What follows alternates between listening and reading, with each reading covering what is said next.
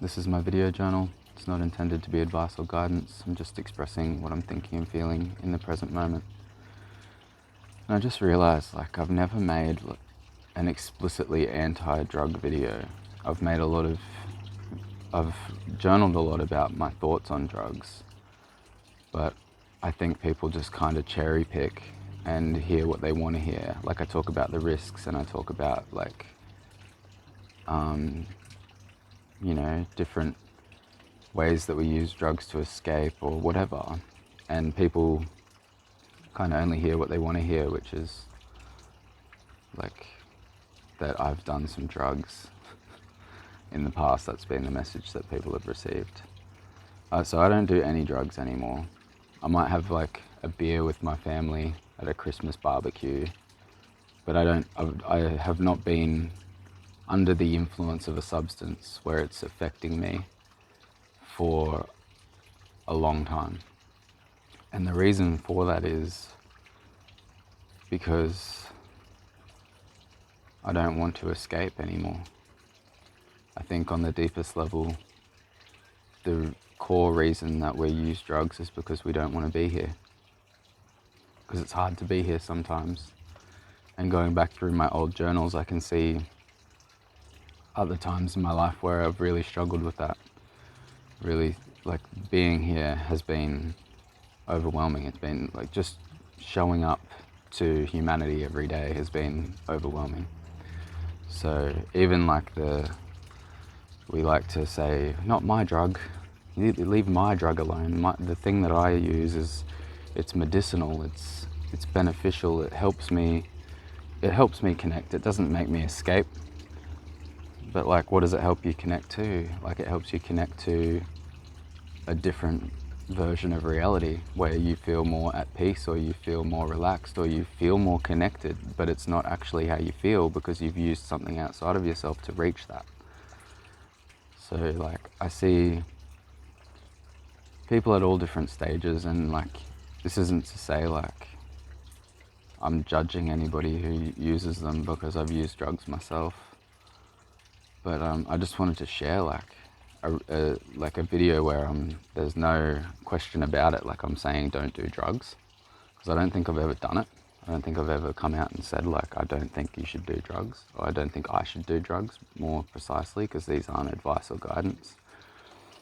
And the big one that people kind of get the idea that I'm saying yeah, don't do drugs, but psychedelics are okay. I know there's this idea that psychedelics aren't real drugs, but they're actually probably the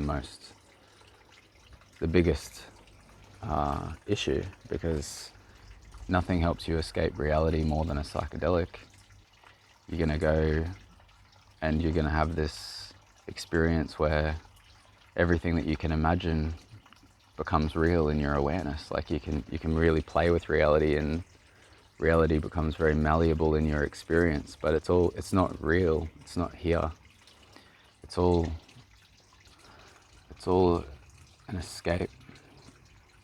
So, and don't get me wrong, when I was young and I was playing with psychedelics, I thought it was so fun, and I enjoyed it, and I had nothing but positive experiences, positive experience after positive experience. And I guess you think that you're figuring out all the secrets of the universe, but all that's really happening is you're having these, you're scrambling up all of the information, you're scrambling up reality, and you're seeing it differently, not necessarily correctly. You're just seeing it differently, and you're going now I understand. Maybe you're pondering on some mythology or religious text, and you take some psychedelics, and then you it scrambles it all up, and you see it differently, and you're now I get it. But actually you're just delusional. And some of the pieces might fall into place just right, and you might actually hit the nail on the head with something just by that scrambling process. But you're also going, all the pieces that aren't falling into place, they stay scrambled. So you're actually, I don't know, moving further and further away from like reality.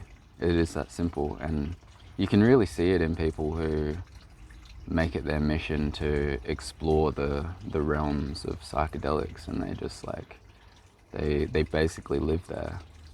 And it becomes more about those worlds that they're creating or experiencing through the drugs than it is about like any kind of practical application in the world that we all share. And I'm grateful that like I've had these insights and I've had these realizations and I've stepped away from that path, and I'm just sharing like my perspective. Like I don't want anybody to be triggered, be like, no, I'm not using them like that. I totally get it, because it's just my, like, what I have been taught and shown and what I've learned. It just like I just know that that's not what's going on. Like what I used to believe when I was playing with these substances. And then like as you remove yourself from these altered states and these alternate realities and everything, and you start to look at what's really going on out here in the real world, and you see the kinds of people that are pushing psychedelics, and you see people getting really emotionally invested in all of the research and big pharmaceutical companies that are now going to be bringing psychedelics to the world. Like, that's not good. How can you be like so cautious and on the fence about like pharmaceutical companies pushing pharmaceuticals? Like, it's going to be the same thing. Like, they're going to like create a monster out of like anything that because they're a business. They want to get as many people on turn them into consumers and have them become customers for life. So it's not going to be this beautiful liberating thing. It'll become something, and it's already sort of being set up. Like, new trends are being created. Like, this is always happening. Like, there's this bigger game that's in play. And yeah, so without going too deep into like what I see in the future, like, I'm just grateful that I'm no longer trying to escape reality, and I'm actually here in reality and seeing the magic of reality as it is. Because like, another thing is, if you really want to get like intellectual about it, like, and feel like you can understand this, like, from like, if you want to zoom out, like, drugs are like arbitrary, because like drugs are another thing that we've created. Like, it's another distinction that we've made. Like, everything in reality is made out of something, and everything that you could possibly consume in reality is going to have a physiological effect on your body. So like, what I'm saying really is, on the most, if you want to break it right down, is everything is drugs. You're made of drugs. Like, you can alter your state of consciousness by the way that you breathe the oxygen in the air. Like, I could name you like over a dozen psychedelic fish. I could name, okay, there's probably plants in your garden that are naturally psychoactive. They're like, if I took you to any supermarket on the planet, I could make some of the most powerful psychedelic drugs on the planet, like, without like making, like, without a lab or anything, just by knowing what kind of physiological reactions occur with these different, when you put these different things together. And some of them are quite gross, but the point is, like, it's all around us. Like, there's a million different ways to escape, and it's not a secret. And that's one of the things that ropes everybody into wanting to know. Like, it's like this secret taboo thing, but it's just because that's another part of the game. Like, the whole war on drugs and pushing it all into the shadows, and then people are trying to understand what is unseen and unknown, and it's from so many different angles. It's just like attractive. It's attractive to young people who are rebelling against their parents. It's attractive to people who are exploring consciousness, and they want to see like what the most profound states of consciousness that you can get into are. Like, there's so many different ways you can package it up and sell it, but I think the most powerful state of mind is like a sober state of mind. Once you can actually tolerate yourself in that state 24/7, and it's not creating suffering just to be yourself, which is a journey. Like, who wants to do that, right? Like, it's so much easier if I can create this fairy tale where I have this particular mind-altering substance that makes it all a game and makes it all fun, and and I'm 100% aware that some of my best mates are, even advocating, or not even advocating, sometimes advocating, like, I'm going to say advocating, but like, they're not saying it's bad, or they're not discouraging it, and they're quite openly using substances, and for like, people see that and they're like, that's how they get their creativity, that's how they get their insights and their knowledge and their enlightenment. Like, we have all these stories about these things, and I guess that's the main intent of this video, and the main motivation behind me wanting to shoot a video where I'm like explicitly saying, like, I don't think drugs are good, because I don't want anybody to look at me and think that like psychedelics did anything for me. Like, I did that, I did this, I created this life for myself.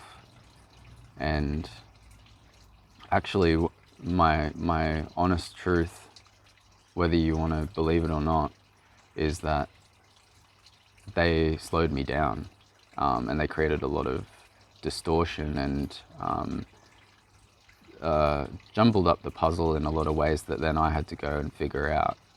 But for sure, it does have that like roll the dice element of like, you might just have an insight or an epiphany or an experience or a breakthrough that like makes a lot of sense, and it's really, really cool. Like, it's a cool experience to have, but it's not like the risk versus reward. I wouldn't even say risk versus reward. I would just say like the cost versus reward. Like, the amount of stuff that it scrambles, and the amount of stuff that it sort of helps you understand. Like, you're just better off. Like, there's a bigger return on investment in doing things yourself with your own in reality. Like, it's boring compared to like the fairy tale story of the alternate realities and altered states of consciousness. Like, and everybody else is going to look like they're just having the best time on this like roller coaster of joy, just fucking having these crazy experiences. And part of it is like, people will be telling you about their insights and epiphanies and all these things that they've realized, and people, that's another little trap, like, that you don't even realize. Like, you're like, oh, I don't understand what they're talking about, so maybe I do need to take psychedelics, or I do need to take this drug, because then it's all going to make sense. And then you take it and it actually doesn't make sense. It scrambles your brain completely, but you tell everybody, yeah, I get it now. And you become a part of the game. You become a part of this big thing where everybody's running around thinking they know everything, but they're just tripping off their heads. And that's like so offensive to like such a huge community that like I know I'm a part of. But take it all with a grain of salt. If you're so happy with your enlightenment and your psychedelic exploration, like, if these things do what you say they do, and they're making you so liberated, you shouldn't be reacting. You should be free. You should be like, oh, that's funny. Like, you should just be cracking up. But if you're having a reaction, it means that there's something to this. I'm sorry. There's something inside of you that goes, oh, you know what? Like, there is a lot more to learn. There is a lot more integration that needs to be done, and I am doing a lot more play and just like being a big kid, really, than I am like actually being mature about this. And there's a big difference between what I say I'm using these drugs for, or substances, or even if you want to call them tools, like these tools for, there's a big difference between what I'm using these tools for and what I say I'm using these tools for. Like if I'm really honest with myself on the deepest level, I just enjoy the holiday from reality. I enjoy having a little moment where I don't have to think about things the way that they actually are. Like think about all the problems in the world, or think about the things that I need to face in my own life, just the simple little things. And I can guarantee you, like, the less time you spend escaping, the more time you're naturally going to invest in creating an actual better life for yourself. So instead of like checking out and coming back to a worse and worse life, you stay present in the life that you actually live and just slowly make changes and slowly improve it. Like it just seems better to me. That's why I'm expressing it, like, because I've really started to do this. Like, this is how I want to live. And another little, like, motivation behind this, just so that it doesn't seem that I'm just ripping on people, it's because there's people that I see in my life that I care about a lot who are taking on the narrative that, like, taking a bunch of drugs is going to give them some kind of enlightenment or bring some kind of insight or new joy to their life. And they haven't begun that journey yet. They haven't started to escape. They haven't started to run away from their problems. And maybe just hearing this could be the thing that, you know, saves them from wasting all of that time in the psychedelic theme park. And like, you know, and like, you know, even when I say those words, I'm like, for sure, if you want to, go nuts, like go play in it, go experience that. It is another part of like reality. Like, who is anybody to like fence off a particular part of the human experience? But there are consequences, and it is going to, there are risks, and there are, you know, unseen forces, even like interdimensional things going on that like nobody has even begun to understand or comprehend, because we live in a modern society with Western culture dominating everything, where we believe everything is a rational material world and there's nothing beyond in the invisible. Like, but as like a friend of mine, Kalka, always says, and Steve Richards, the founder of holographic kinetics, always says, hand me a thought. You can't, because it's invisible. So like, how much of our experience is invisible? How much and what else could be going on in that invisible, unseen world? And when you start to play with things like psychedelics, you start to really get very close and in touch with what I mean by that. And that's just another example of like, oh, if I did psychedelics, I would understand right now. But there are other ways to explore your inner world. There are other ways to explore yourself. And, you know, I'm just like so in love with this idea of like small incremental changes, putting one foot in front of the other and creating the life that you want for yourself. Like actually being in reality, taking steps towards your goals, like build the house that you want.